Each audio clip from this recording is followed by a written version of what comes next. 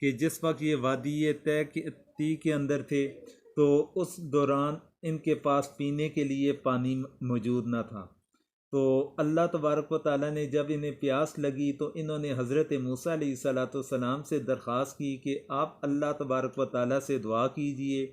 کہ اللہ تبارک و تعالیٰ ہمارے پینے کے لیے پانی کا انتظام فرما دیں۔ اللہ تبارک و تعالیٰ نے حضرت موسیٰ علیہ السلام کی دعا کو قبول فرمایا اور انہیں حکم دیا کہ ایک خاص پتھر کے حوالے سے کہ اس کے اوپر آپ اپنا عصا ماریے تو اس سے 12 چشمے پھوٹ پڑیں گے۔ جب حضرت موسیٰ علیہ السلام نے اس پتھر کے اوپر اپنا عصا مارا تو اللہ تبارک و تعالیٰ کے حکم سے اس پتھر سے 12 چشمے پھوٹ پڑے۔ تو اب 12 چشموں کی کیا حکمت ہے؟ تو اس پر اس کی حکمت یہ ہے کہ بنی اسرائیل کے اندر جو 12 بڑے قبائل تھے تو ان 12 قبائل کی کیا حقیقت ہے کہ انہیں کس نسبت کی وجہ سے انہیں 12 قبائل کے اندر تقسیم کیا گیا تھا۔ تو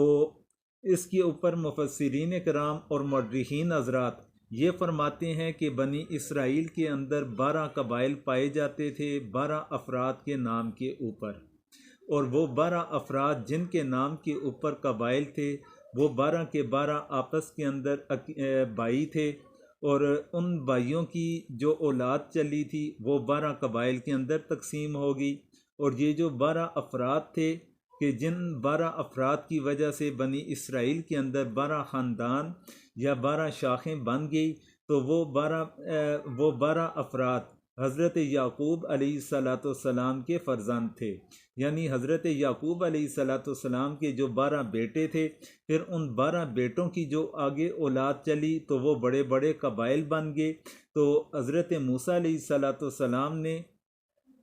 انتظامی امور کو بہتر انداز کے اندر چلانے کے لیے انہوں نے ہر قبیلے کا ایک علیحدہ سے سربراہ مقرر فرما رکھا تھا جو اپنے قبیلے کے افراد کے اوپر انتظامی احکامات وہ نافذ کیا